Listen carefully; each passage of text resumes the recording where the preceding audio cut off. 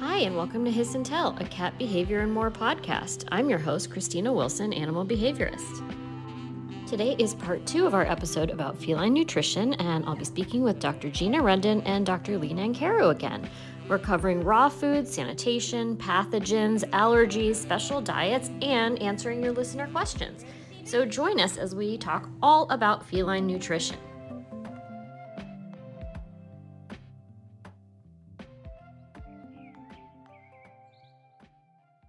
Okay, so now I think we're going to segue into talking about raw food.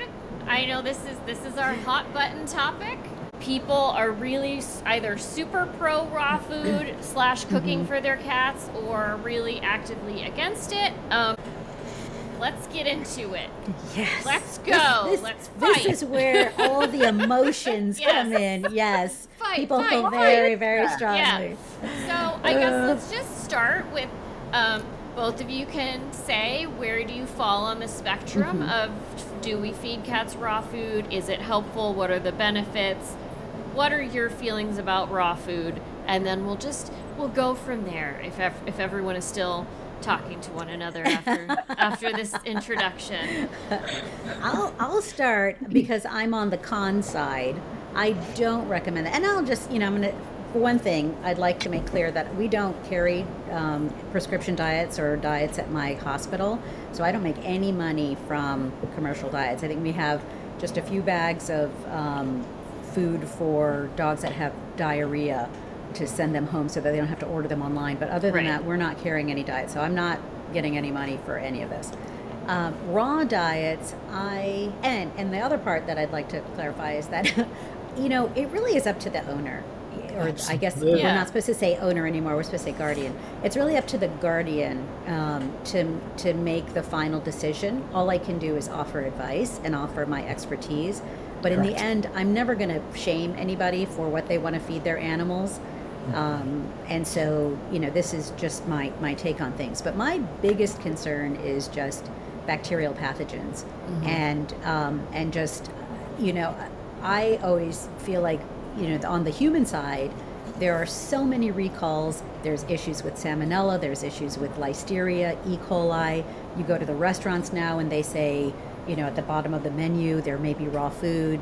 You eat at your own risk. If you're ordering like a hamburger that's medium rare or whatever, that there are risks for that. And this is on the human side where there is a lot more oversight. I mean, I think there's oversight on both sides, but with raw food, pet foods, there's not better management of that. There's not higher vigilance on that side. And so there's always going to be the risk. I went to a lecture recently just on bacteria in general, like emerging pathogens. And, one of the big concerns is that a lot of raw foods have Enterobacter species that are resistant to antibiotics. And so, and they're not necessarily pathogenic if an animal ingests them, but those bacteria are in the environment and we're exposed to those. And they have that, the encoding for antibiotic resistance that can jump over to other bacteria. And so, I think because antibiotic resistance is such a big deal, it's such a big health issue that's a really big concern. People don't even necessarily wash their pets' dishes. There was a study that about 12% of pet owners, when questioned, actually wash their pets' dishes every day, which I think is crazy. And so just in terms of food safety, if they're not washing their dishes, I'm not confident that they're also managing raw food in a way that is necessarily healthy. And so especially pregnant women, people who have compromised conditions, should really not be feeding raw food diets. There's that's the Companion Animal Parasite Council. They basically recommend against kissing your dog if they're on a raw food diet. I think Lee, you and I had talked about Colorado State and all of the measures that they take with animals that are on raw food diets. So I personally, just safety-wise, don't recommend them. And it's all really about safety and also now this emerging antibiotic resistance issue. So, can we, for 1 minute, talk about why it is so important for people to wash their pets' dishes, to me that study number is absolutely alarming and bonkers, and I wish that there was concurrent data on how many of those pets had just crazy acne. Like, because I think also something that people don't know that much about is how much food bowl cleanliness and food bowl type contributes to pet acne and even what pet acne is. And so maybe just briefly, and I'm sorry, I know I'm interrupting the hot button topic, but this is something I run into with my clients and friends a lot who are like, oh, what's this on my animal's face? And then I ask them about the dish and they don't know. So maybe you can talk just briefly about why is it a good idea to wash your pet's dish every day like we wash our own dishes? I think you just clearly stated it. Yeah. Exactly. Okay. I'm a vet now. Yeah. Bacteria. Yes. Yeah. Okay. It's actually kind of shocking to me because I've made it a point, especially if there's like an issue with recurring diarrhea, if there's an issue with acne, I'll ask people like, are you washing the dish every day? And they generally don't. It's pretty interesting. I mean, and again, we're not like a banner household, and it's hard managing for 11 cats, but we switch them for every meal, right? Yeah, just I do too. Because the growing, like what they're eating, just like soft meat. Yeah. Like an idea that especially in the summer, it's just sitting there festering. Yeah. The idea is abhorrent to me, just on a personal level. I'm like, that cannot, that's disgusting. I'm sure they would happily eat out of them for a day, but like, no. Yeah. So anyway, sorry, I totally interrupted the raw food discussion. Dr. Nancarrow, do you want to go ahead and give your side of the raw Actually, Gina, I think Gina and I are very close. Oh, good. I don't shame, you mentioned this, Gina, I don't shame any clients if they want to feed raw, but I stress upon them, I would rather it be a commercially made and not homemade and AAFCO approved. Sure. My biggest concern, whether they cook, it's the homemade diets because they're not AAFCO approved. Even if you get a nutritionist to give you the recipe, I did this for one of my dogs for, 4 months. I tried to do homemade diets, and it's a lot of time, it's a lot of money, and I remember I'm like, I don't have the blueberries this week, I just won't use them, and it just puts you on a cycle that you're missing ingredients, and so you're not feeding a well-balanced diet. And then one weekend I made a pot, you have to get the hearts and the chicken livers and the gizzards and all these ingredients, and I made a pot in the crock pot, and I could smell bacteria. Ugh. And I had to throw the whole thing away. And I'm like, I'm never doing this again. Waste all that money, waste all that time.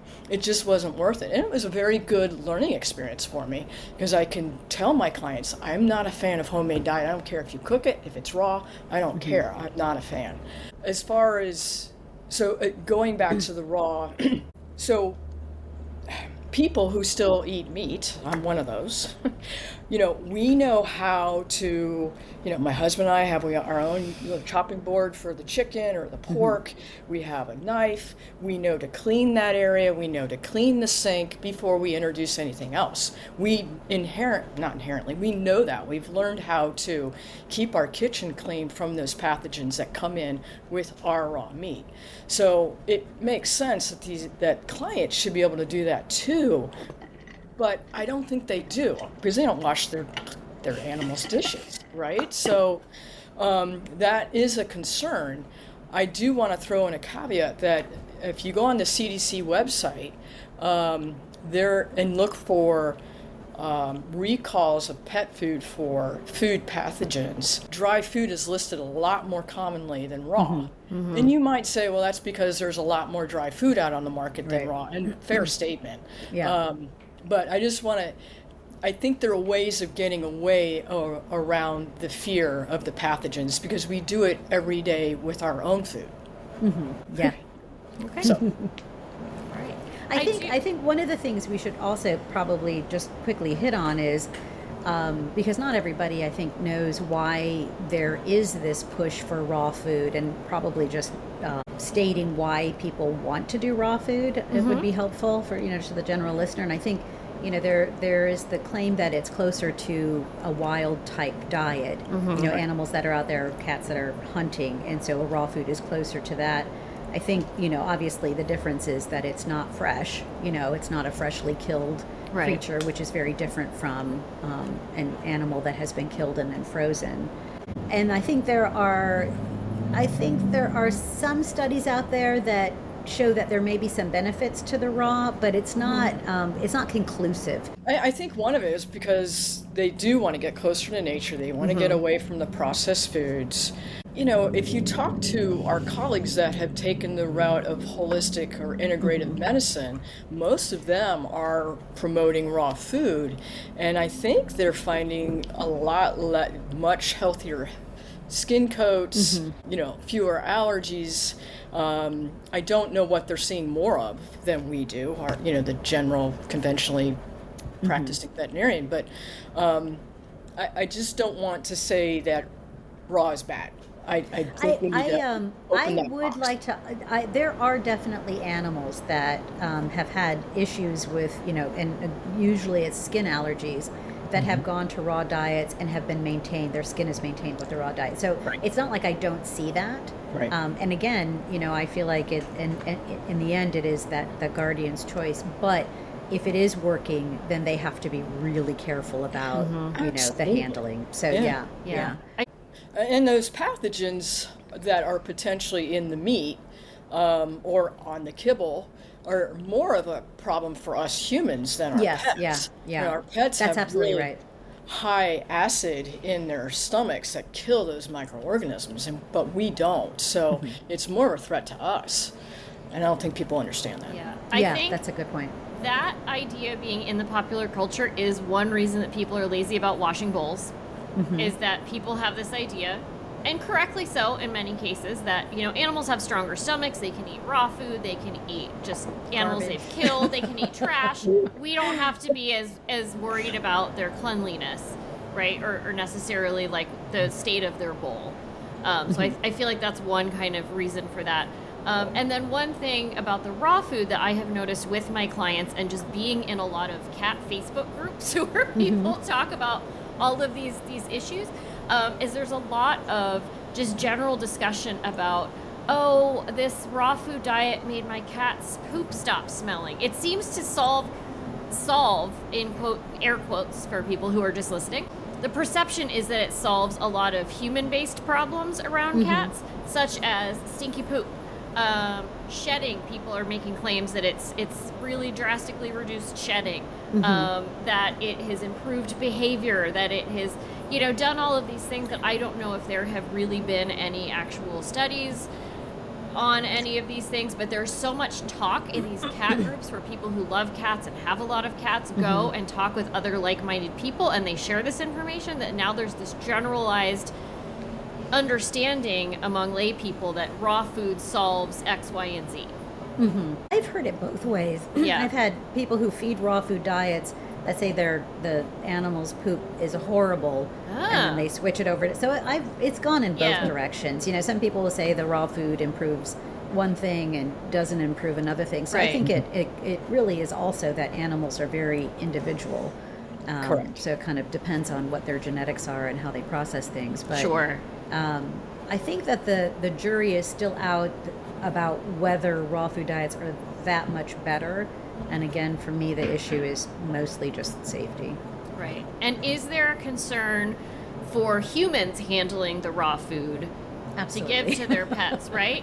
So Yes, because that's the main concern. Right, about pathogens like salmonella or E. coli, like, then would you recommend that if obviously humans are going to feed their pets humans, if lizards are going to feed their pets a raw diet, I don't know why I said humans, like a total moron. If people are feeding their pets or their cats a raw diet, should people be wearing gloves while they're handling the food or doling the food out, right? Is something else I think that people are not maybe really thinking about, that this is something that you should be gloved for. I think probably. Again, when I'm preparing my chicken for myself, I don't wear gloves. I take my rings off. Right, but you probably do wash have your dedicated, hands. I wash my hands. And you have dedicated equipment, and I think that's probably the most important thing, is making sure that you have dedicated cutting boards, whatever that is, and then washing your hands. I think a lot of people light bleaching. I think a lot of people maybe wouldn't immediately think to wash their hands after handling cat food. Right. Even though they should. Just because it's stinky, number one. But I just think it's not something that people would immediately think of, whereas if they're handling raw chicken, my hope is that most people would immediately wash their hands. Or they're going to maybe be removed from the gene pool fairly quickly if they don't. So, anyhow. Have either of you read anything about a raw food diet doing anything one way or the other for cats' dental health? I read a little bit about it, so the theory is that animals that are eating the bones, that the bones are what can keep teeth cleaner.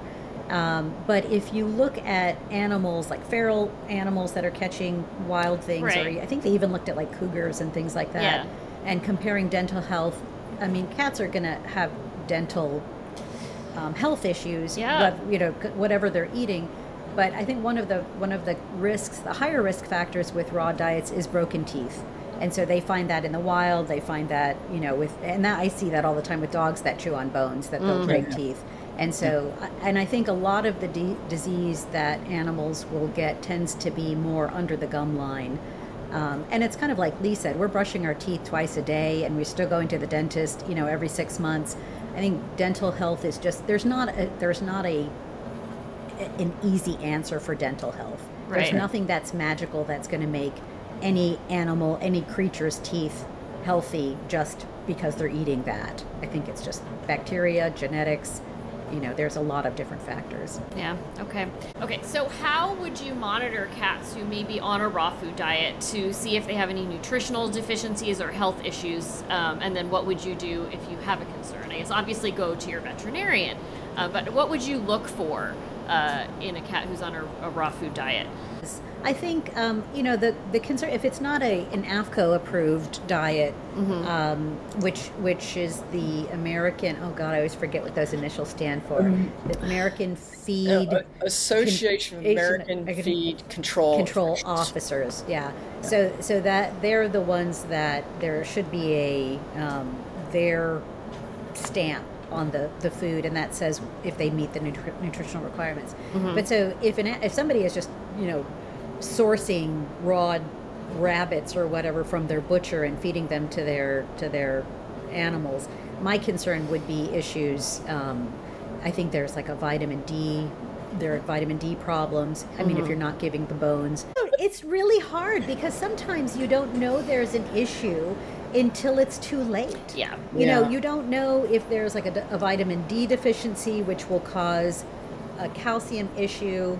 I read a case study about a cat it was a kitten actually, who wouldn't eat any commercial diet, wouldn't eat any wet food, the only thing it would eat was a raw food diet. And I guess it was just the meat, the owners were feeding the meat, and this poor little kitten developed secondary hypoparathyroidism, so it had a vitamin D deficiency and developed rickets. And so, and it was because they weren't supplementing it with essential vitamins and minerals. And so, and of course the cat was like, I am not eating anything except this. But they did finally realize that they needed to supplement. And so they finally supplemented and the cat did okay. But so that's the big concern about if it's not formulated, that they're not getting all of their essential vitamins and minerals, and they can develop things like rickets. What is the other major deficiency? Taurine. I guess with raw food diets that's less of an issue, but but that would be one of them. So just making sure that they're getting, I think there are some fatty acids that they don't get from just a meat diet, but Are there any cats who, and again, I know where you guys stand here, but are there any cats who would just not be suitable candidates for a raw food diet? Like if they have compromised immune systems or specific health conditions, are there any cats that you would just be like, absolutely no, do not do this? I think that's actually a really good question, because I think for me it really is like, what will this animal eat? So again, cats are so individual, and if it's the only thing that they're going to eat, I'm not going to say no to it. Right. I would rather a cat take in calories than not take in calories. And so, especially the cats that tend to be the ones that are wasting and not eating, feed them what they'll eat. So, yeah. Absolutely. Okay. I mean, that's so true with our kidney cats, or cats with chronic kidney disease. We put them on a kidney diet, and they won't eat it. I'm like, well, just don't care. Get them eating. Yep, exactly. Right. And that's always the main thing, that if they'll eat it, great. If they won't, don't worry about it. This is not a priority. Right. Yeah. Okay. So I think we covered raw food very well and without any blows. So that's good, even though the software did try to mute you several times, Gina. So I'm sorry. Sorry about that. Yeah, it's just like, absolutely, shut up. So do you want to talk a little bit, Dr. Nancarrow, about what diet you do advocate for? Because I don't think we've actually really talked about it. Yeah. We've talked about what you don't really necessarily advocate for, but what do you recommend? Right. So, it kind of depends on what the client wants. Is the client, they're economically strapped and they want a less expensive food, then I'll probably recommend, I hate naming, can we name names? I know, I don't like naming names either. You can, but I don't know if you want to. I mean, just say commercial. Okay. All right. I would direct them towards commercial, dry and canned, high protein, low carb, as much as you can. And I would encourage them to look at the dry matter, because you're supposed to compare foods by the dry matter, because kibble is about 7 to 10% moisture, and canned food is about 67 to 70% moisture. And so that moisture content can skew that comparison. So they recommend comparing foods by the dry matter basis. But it would be high protein. So I know we talked about that, Dr. Nancarrow, that you tried cooking for your pets. I know you said for dogs. Would you advocate that probably not then, that people try cooking for their cats? Where do you guys both fall on the spectrum of somebody, let's say someone's just gotten a cat, and they're like, what should I do that will be the absolute best thing for this cat? What would you tell them? Maybe it is. Maybe it's that question. I am leaning towards the human grade, gently cooked frozen food. It's AFCO approved. It's not homemade, so it's pretty convenient. Right. There's no preservatives. It's preserved by freezing, and they tend to really like it. But if you've got a cat that's on kibble and you're trying to switch, that's not going to be an easy switch. Yeah. And I have a question for you, Lee. Sure. For me, with kittens, and so cats have the different life stages. There's growth, which is usually until about 6 months to a year for cats, and then there's mature, which is anytime after that. There actually isn't there's not a difference between, or a specific change in the nutrients for mature versus geriatric.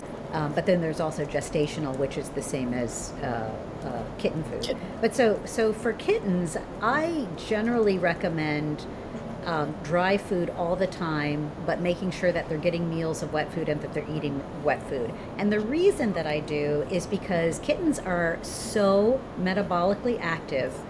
They are burning calories like the house is on fire.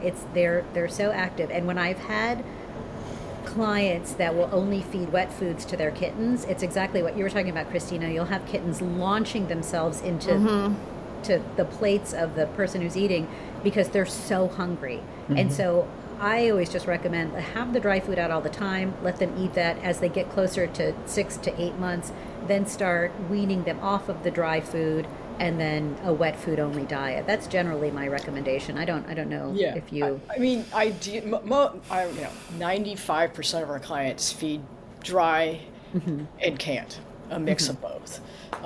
But ideally, I'd like to move them a little bit farther on that spectrum. The one thing there is no uniform definition of a senior diet. However, I believe that they need more protein, and that's just my personal opinion. Because all these cats, as they start getting older, they are wasting their muscle. And I know in human medicine, as we get older, our protein needs go up to maintain our muscle mass. And that's extremely important. So the senior diets that are out on the market that are sold, those are based on individual companies, whatever they want to do. They just make it up. And a lot of them decrease the protein. So I tell clients, don't switch your cat to a senior diet, because it doesn't mean anything. It's just a marketing ploy from that food company. And they just what are you recommending for cats with kidney disease? Because those tend to be the older animals. Right. And I agree with you, definitely. I mean, there are studies that cats lose protein at a much higher rate than dogs or humans as they age. And so I agree. I think protein is so important. Yeah. No, now for the kidney cats, that's a different story. Okay. I try to get them on a kidney diet. I try to restrict their phosphorus. If their phosphorus is high, I'll add a phosphate binder. I went to a CE meeting. It's probably been 4 or 5 years ago now. And they said that to keep those cats eating, you've got to keep their phosphorus low. Yeah. And that, I think that's an excellent point, because those cats that won't convert to a prescription renal diet, if they're eating just a regular maintenance diet, because that's all they'll eat, you can still do a phosphate binder. So it's not like you don't have options there. So I think that's a very good point. Yeah, those kidney cats, I just want them eating. Exactly. Please eat. Yes. And stay hydrated. Drink. Yeah. All right. Well, I think that's the end of our raw food questions. That wasn't so painful. No, it wasn't. It wasn't the bloodbath that we were anticipating. Good job, everybody. Well, wait till we hit the comments, right? I know. That's fair. That's fair. There may be a lot of angry people. We'll see. Hopefully not. We'll see. Okay. So now we're just going to get into the questions from listeners. I do think we've answered many of these already in our discussion. But the first one is canned tuna safe for cats? I know there, at least in our household, and Gina knows we lost a cat to SCC, and my wife went down a real rabbit hole of, did we cause this because we occasionally gave them canned tuna, and there are some studies about, especially canned foods and, possibly carcinogens leading to uptick in oral cancers.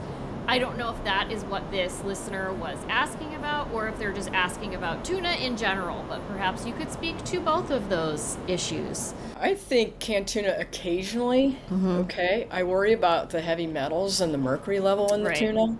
I would say try sardines instead, because they're loaded with really good omega-3s and tend not to have the heavy metals. Okay. As far as carcinogen, I can't answer that part of the question. I would agree. Tuna as treats, and we were talking about making tuna broth. Yeah, I think is totally fine. It's not a balanced diet. So if you're just feeding tuna, it's not. It doesn't have everything in it that a cat's going to need, and so it's not healthy on its own. So yeah. Well, what do you feel about, and maybe you don't know anything, maybe this was just Allie's crazy research, but do you know anything about the canned foods? The carcinogen issue? I think what I know is that everybody blames themselves when their animal gets cancer. And I think it's so common for me to hear people trying to figure out what they did that their animal now has cancer. I can't even tell you how many times I hear that. And so I think it's just a natural process of grief. Personally, I think that we are inundated with carcinogens, and I think that our animals are, they're sentinel creatures to some degree. Yeah. They are so in the ground. They're sniffing everything. They're taking everything in. They're small, and so they metabolize whatever carcinogens are out there. And it's it's one of the reasons why it's the leading cause of death in both cats and dogs as they get older. So, no, I don't think there's anything specific anybody is doing to give their animals cancer. It's just out there. Yeah. I mean, it's our artificial world, I think. Sure. Yeah. Completely agree with you, Gina. Yeah. Okay. All right. Thank you for that. I swear I didn't write that question. It's just like anecdotally relevant to us. Are churros the ultimate junk food for cats? Is it okay to give them daily? And for people who may not know, churros are these little tubes of cat crack, essentially. I love them for training. I love them as super high value reinforcers of positive reinforcement. They're just tubes of happiness for cats. But I don't even know what's in them. I don't either. Yeah. Goo? Yeah, just goo. We use them in the office while we're giving vaccines to cats. Uh-huh. Yeah. Absolutely. They're amazing. It doesn't work on every cat, but Yeah. it can be really helpful. Yeah. You know, anything that says on the label meant for supplemental feeding is not meant to be. That's a treat. Right. Mm-hmm. Exactly. Right? And a treat should only be 10% of the calories for the day. Yeah. So. Okay. Well said. What are some good treats? My cat no longer seems to tolerate the treats I used to give, greenies or free-dried chicken or instinct raw bites. Churros are good treats. Yes, that's, yeah.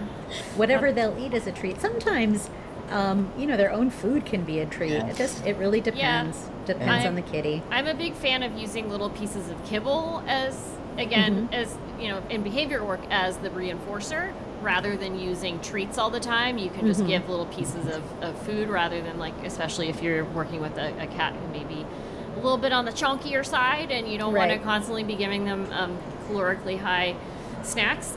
Dry kibble can really work. Also, our cats really love minnows, like freeze-dried. Like, it's not only chicken that's freeze-dried, and the freeze-dried fish, absolutely disgusting. Like, really, that smell will just hit you when you open the bag. But they are obsessed with the minnows, like obsessed. So that would be something I would try. Those seem to be popular.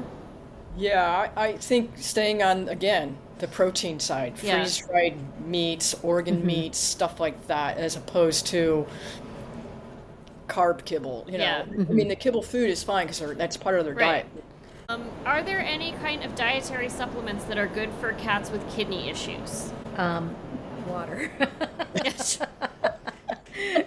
No, they're not. There are those supplements, like Azodial is something that's on the market, which is it's something that's supposed to be a waist trapper, and that's considered a nutritional supplement. But there aren't really many studies that show that those really help, and so most of the specialists don't recommend them. I don't think they hurt, but there's not really a specific supplementation that you should be doing other than making sure your cat is eating and making sure that they're staying hydrated for kitty cats. Okay. I think we already answered this, but is a dry food only diet bad? My cat gets crazily food fixated with wet food, free feeding dry at the moment. If your cat likes wet food, I would switch to wet food. Absolutely. Because the dry food, I still think we've discussed, it's too high in carbohydrates. And also the cats that are strictly on dry food tend to be overweight. Yeah, and I would want more information about what does crazily food fixated mean? And, That's a good. What can we do to modify that behaviorally, whether we need to give them a go-to spot, whether we need to do some clicker training for that, like what can, given more information, what can we do to kind of modify crazily fixated, whether it's doling out more small meals, whether it's having sometimes even more predictable, maybe they're not that predictable in the house, so the cat is like super excited whenever the food comes out. There may be something that's a behavioral driver rather than it's the food that is the problem. And free feeding means the food's out all the time, so there's no fixation, right? So I would want to hear a little bit more about what is the schedule and what's going on exactly before deciding that this is what's happening. And again, I think what food is good. Somebody wanted to know, is it okay to give my cat raw quail eggs? I don't know. Random. Maybe they have quails. I don't know. A surplus of quail eggs. I think like any raw egg, you know, there's that risk for salmonella. So birds carry salmonella as a natural part of their flora, and it can be pathogenic to humans. So I think that would be my main concern is, are you frying up your little quail egg and then putting it on the food? She said raw. Raw. Oh yeah. Okay. Raw. It's raw. Now, so no. I would say no. Okay. I would say be careful. Yeah. Okay. If you have local raccoons, you could give the raccoons your surplus quail eggs. Raccoons love even rotten eggs. That's what we do with our eggs. Is just throw them into the forest, and I've got cameras, and the raccoons love them. So give them to your local raccoons. Oh, so nasty. They will be very happy. They've got an amazing technique for eating eggs where they just like tap them and then bite the top off in this like perfect. They've really got it down. It's like they went to egg opening class and then they just like shoot the egg. Like an oyster? Yeah, it's so amazing. And then they leave these like perfect little egg cups lying around, and you're just like, how do you guys all know how to do this? It's so good, like so delicate and like perfectly done every time. Like, wow, you guys. That's hilarious. Yeah. Anyway, I'm sure everyone wants to know about raccoon techniques for opening eggs. Do you have any tips for cats that eat hydrolyzed food and react to anything non-hydrolyzed?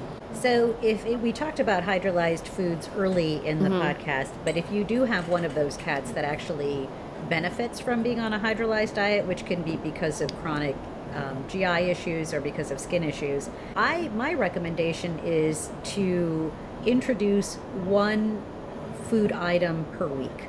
So if you want to test to see, like, is my cat reactive to beef? You know, you can maybe add a little bit of beef to the diet and see, do those symptoms that they had before, do they react to them? If they don't have any reaction, then that could potentially be, you know, something that you could switch over to a diet that has like a limited ingredient beef diet. You know, if they're doing well on the hydrolyzed diet, then I don't see really a reason to change. It kind of depends on, you know, what's going on. Okay. All right. Well, that was the last question. Wow. We did it. Woo! Yay! That wasn't so bad. We all survived. So I really want to thank you both. Thank you to Gina and Lee for joining me on this talk about cat nutrition, and we all survived. We did. Nobody killed each other. I shout out to us. And thank you to our listeners for being so involved and having so many questions and being so interested on, you know, having great nutrition for their cats. So thank you both for being here and for your wisdom and for caring about cats. Thank you. Thanks for having us. All right. Yes, Yay. thank you. It was fun. Okay. That was fun. Thanks for listening. If you enjoyed today's episode or any of the episodes, please like and give us a rating. Also, feel free to share with your friends. We'd super appreciate it if you shared on social media or really anywhere. For cat behavior consultations, go to catitude-adjustment.com. You can follow us on social media at Hiss and Tell Podcast. Music provided by Cat Beats.